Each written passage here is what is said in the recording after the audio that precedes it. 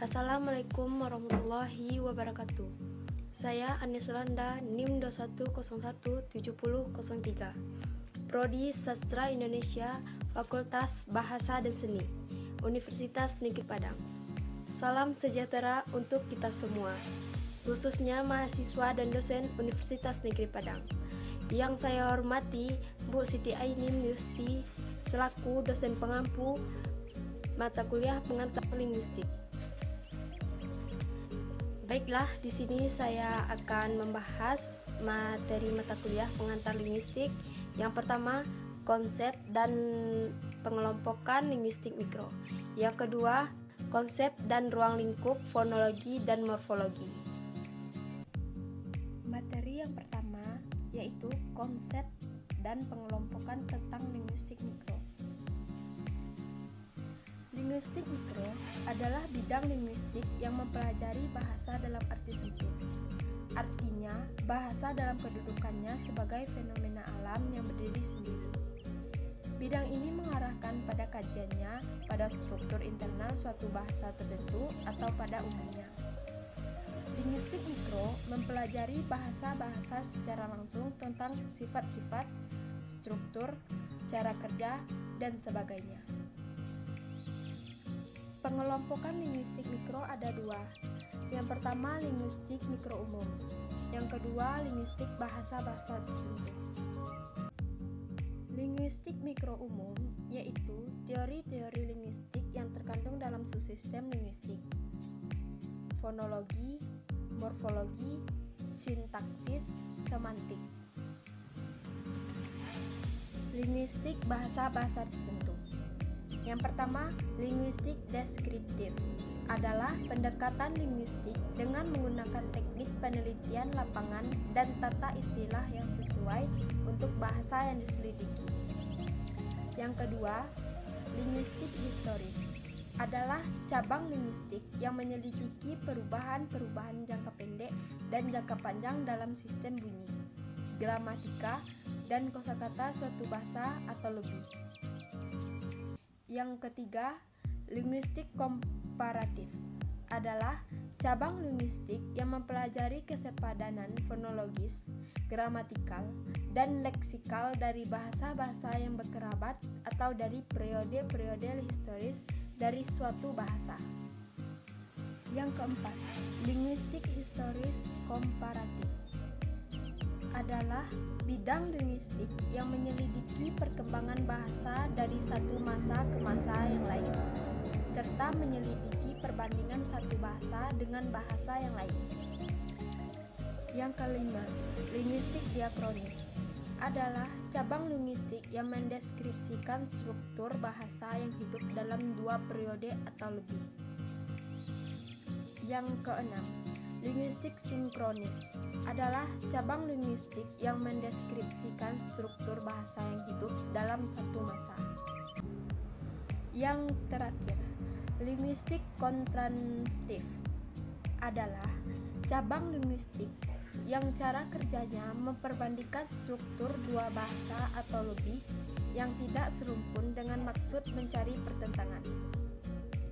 Nah, kita masuk ke dalam materi yang kedua, yaitu konsep dan ruang lingkup fonologi dan morfologi.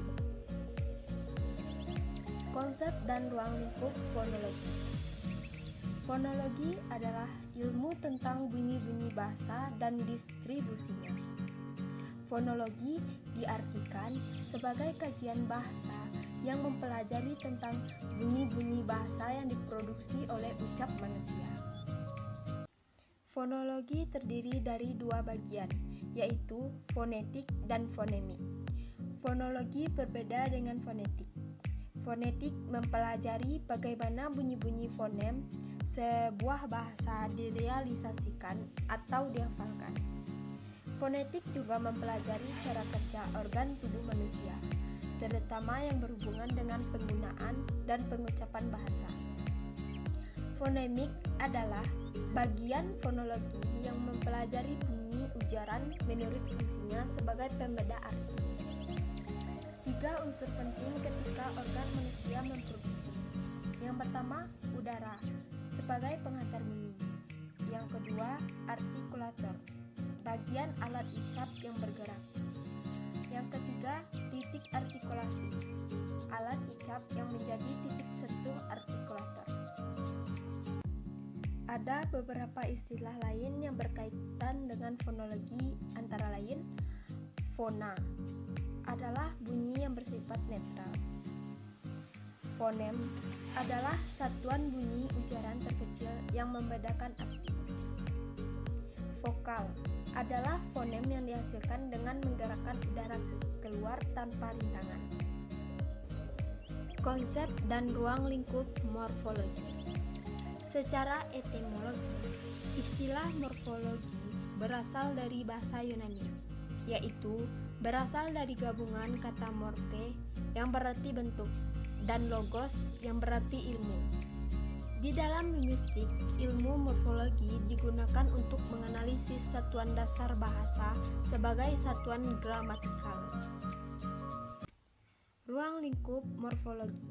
Yang pertama, morfem. Morfem merupakan satuan gramatikal terkecil yang mempunyai makna. Morfem tidak bisa dibagi di dalam bentuk bahasa yang lebih kecil lagi. Di dalam bahasa Inggris, morfem berfungsi sebagai pembeda antara kata jamak dan kata masa lampau. Yang kedua, morf. Morf adalah anggota morfem yang belum ditentukan distribusinya. Misalnya, pada kata kenai adalah morf. Morf adalah wujud konkret atau wujud fonemis dari morfem. Misalnya, man adalah wujud konkret dari man yang bersifat abstrak. Yang ketiga, alomorf. Alomorf adalah anggota morfem yang telah ditentukan posisinya. Misalnya, bear, B, dan bell adalah alomorf dari bear, seperti pada kata bernyanyi, bekerja, dan belajar. Man mempunyai alomorf meng, men, me, mem, meni, dan menge, seperti pada kata-kata mengajak, menulis, melukis, membawa, menyapa, dan mengecek.